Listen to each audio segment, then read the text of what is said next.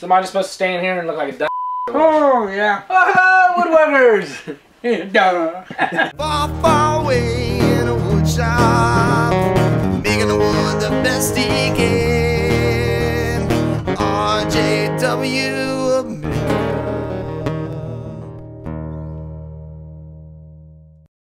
Hello, friends. Welcome to RJW America.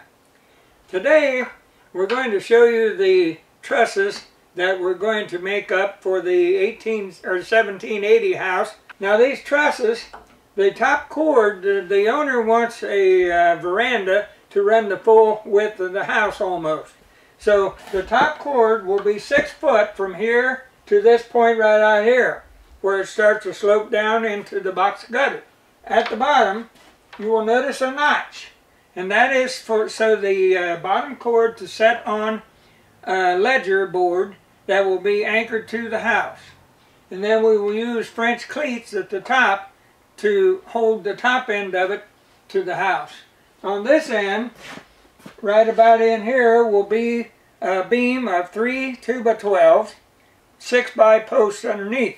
This part right here will run, the water will run down here and into a box gutter that will be built onto this right here. You will note here that we pegged it.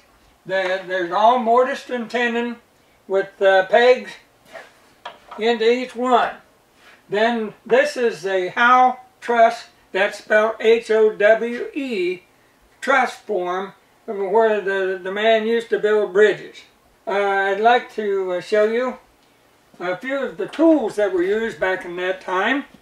Back then, they didn't have these fancy tapes, measuring tapes that we have today. They had the old wood, 6-foot wood ruler. Most carpenters back in that day lived by the framing square alone.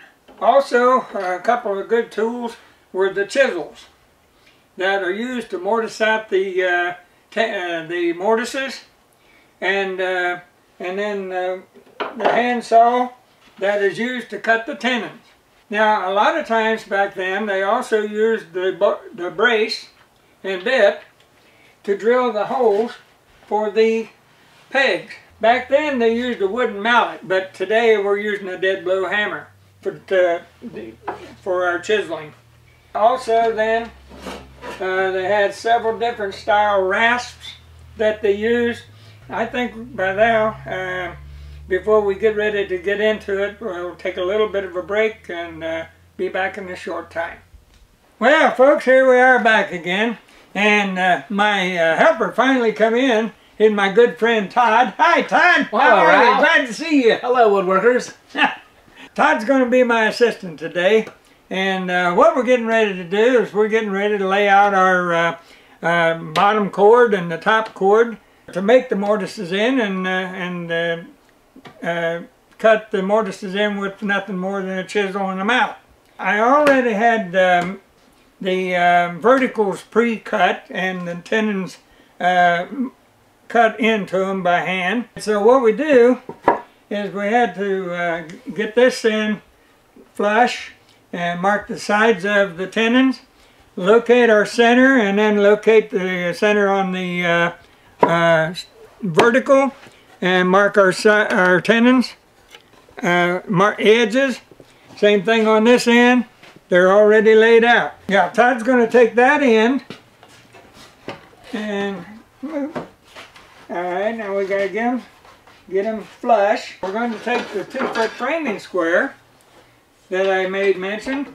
We're going to mark across the bottom cord. Now this point right here and here are the ends of the tenons.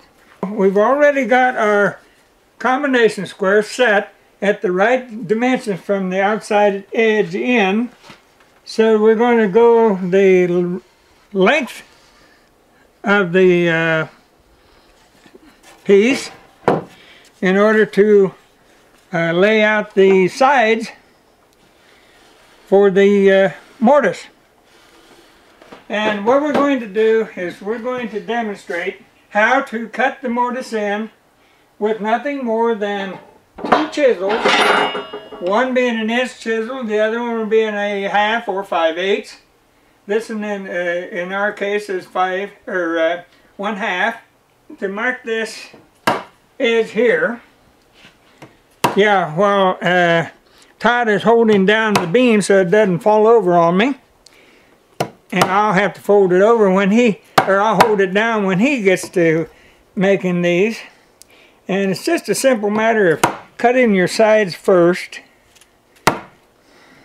Note I'm not trying to drive it all the way through. I'm just getting me a line to go by. Now, lay that one down, and we'll take the 1/2 inch chisel, and our tendons are 5/8 of an inch. So, since my 5/8 chisel wasn't worth carrying over, I went with this 1/2 inch. I gotta get me some more chisels.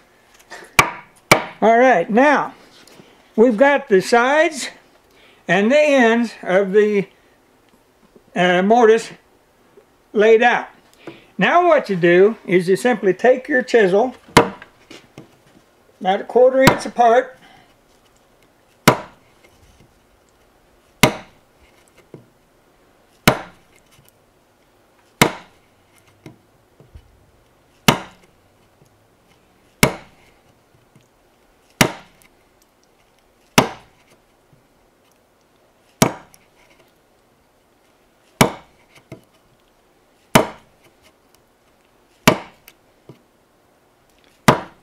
now, from this point, you turn your beveled edge down.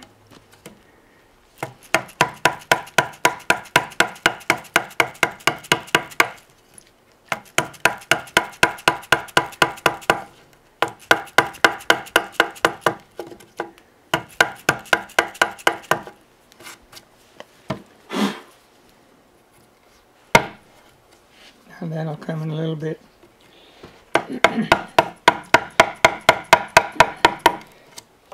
On this truss back here, I did this top cord, cut in the mortises in all by hand in 2 hours time.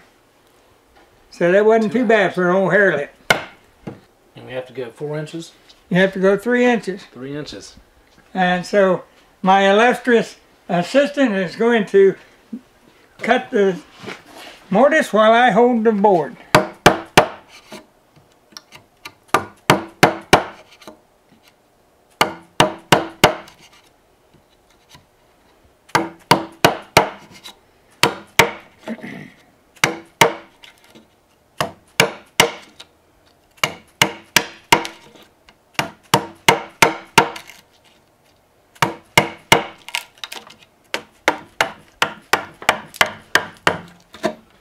Is this where you're ambidextrous? Mm-hmm.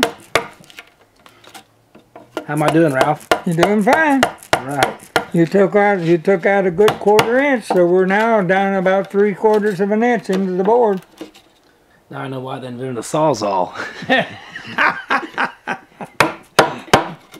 I might add, while Todd is working on this, that it is handy to have a person holding the board down. Otherwise, you have to use some form of a clamp, and sometimes it's kind of hard to locate a good clamp. The deeper you go, the harder it's going to be with the angle, I'd say. It does, yeah, it does. And that's where patience is a virtue. Yeah. Of course, back in the 1800s, that's all you have is time, so what else would you be doing? For all general purposes, there we are. A good full 1 inch down into the board, and it didn't take very long to do it either. And remember to subscribe to my channel.